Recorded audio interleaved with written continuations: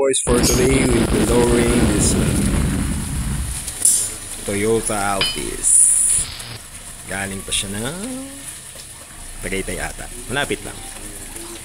So guys, fender gap check tayo. Is using Rota IKR ba to, boss? O grid series lang na mags? Parang grid, no? Yung IKR. IKR Rota mags. Ang tires niya, hindi ko makita yung size. Ayun, 225 45 18. So fender gap check. Yan, saktong 3 yung front.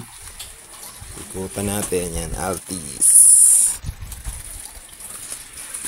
Clean lock lang. 3 din yung kanan. Then yung rear, halos 4. Pero depende siguro sa parking level.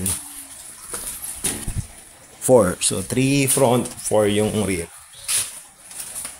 I-install na natin.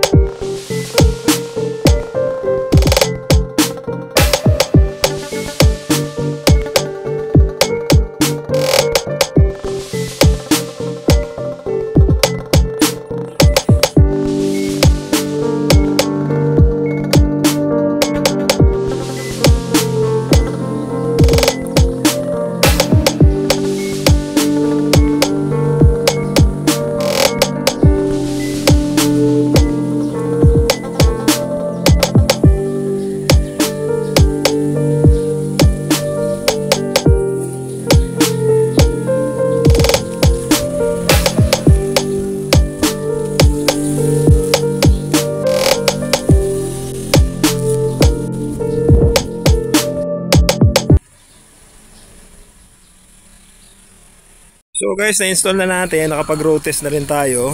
Kanina 3 yung front, 4 yung rear. Ngayon halos 1.5 na lang. Kasi endos dapat mapasok to eh.